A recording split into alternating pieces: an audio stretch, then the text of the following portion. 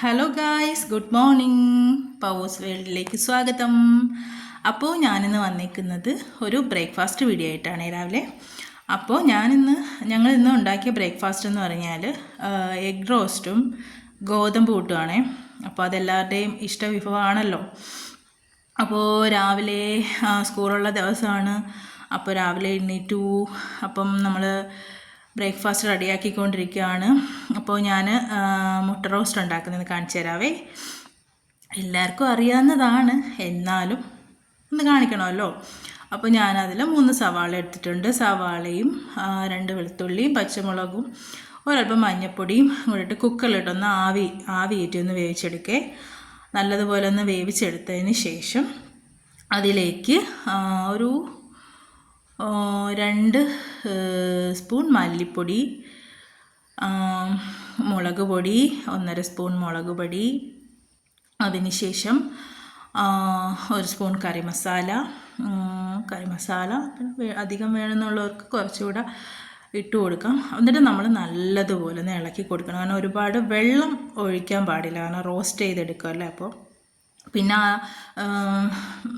കുറച്ച് ചാറോടുകൂടി എടുക്കണം എന്നുള്ളവർക്കാണെങ്കിൽ കുറച്ചുകൂടെ വെള്ളം ആഡ് ചെയ്ത് കൊടുക്കാം. അപ്പം ഞാനതിലേക്ക് കുറച്ച് വെള്ളം ഒഴിച്ച് കൊടുത്ത് നല്ലതുപോലെ ഒന്ന് ഇളക്കി കൊടുക്കുകയാണ്. അപ്പോൾ കാണാൻ നല്ല ഭംഗിയുണ്ടല്ലേ. അപ്പോൾ ഞാൻ അതിൻ്റെ ടേസ്റ്റൊക്കെ ഞാൻ ഇടയ്ക്ക് നോക്കുന്നുണ്ട്. അപ്പോൾ എല്ലാം കറക്റ്റാണ്, ഉപ്പും എല്ലാം കറക്റ്റാണ്. അപ്പോൾ രാവിലെ നിങ്ങൾക്ക് എന്താണ് ബ്രേക്ക്ഫാസ്റ്റ് എന്നൊന്ന് കമൻറ്റ് ചെയ്യണേ.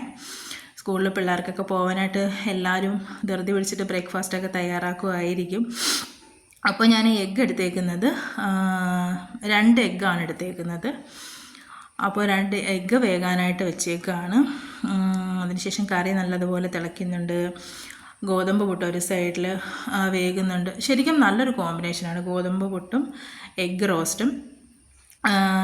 കാരണം നമ്മൾ ഗോതമ്പ് പുട്ടിൻ്റെ കൂടെ സാധാരണ നമ്മൾ പഴവും പപ്പടം പഞ്ചസാരയൊക്കെയാണ് കഴിക്കുന്നത്. പക്ഷേ ഇപ്പോൾ ഉള്ള എല്ലാവരും കഴിക്കുന്നതെന്ന് വെച്ചാൽ ഗോതമ്പ് പുട്ടൊക്കെ എടുക്കുമ്പോഴത്തേക്ക് കടലക്കറി, ഗ്രീൻ പീസ്, മുട്ട റോസ്റ്റ്, അങ്ങനെ ഹെവി ആയിട്ടുള്ള ഐറ്റംസാണ് ഇന്ന് എല്ലാവരും ചൂസ് ചെയ്യുന്നത്.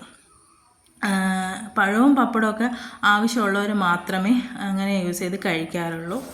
അപ്പോൾ ഇതിൻ്റെ കറിയൊക്കെ റോസ്റ്റായി നല്ല റെഡിയായി. ഞാൻ മുട്ടയൊക്കെ പുഴുങ്ങി കറിയിലേക്കിട്ടു. നല്ലതുപോലെ ഇളക്കി സെറ്റാക്കുകയാണ് ഗായ്സ്. അപ്പോൾ എല്ലാവർക്കും എൻ്റെ കറിയൊക്കെ ഇഷ്ടപ്പെട്ടോ? കഴിക്കാൻ നല്ല ടേസ്റ്റ് ഉണ്ട്. ഞാൻ ഇടയ്ക്കിടയ്ക്ക് ടേസ്റ്റ് നോക്കുന്നുണ്ട്. അപ്പോൾ ഗായ്സ്, എൻ്റെ കറിയൊക്കെ ഇഷ്ടപ്പെട്ടു. അപ്പോൾ എൻ്റെ വീഡിയോ ഇഷ്ടമുള്ള ലൈക്ക് ചെയ്യുക, ഷെയർ ചെയ്യുക, സബ്സ്ക്രൈബ് ചെയ്യുക. Thank you. പുതിയൊരു വീഡിയോ ആയിട്ട്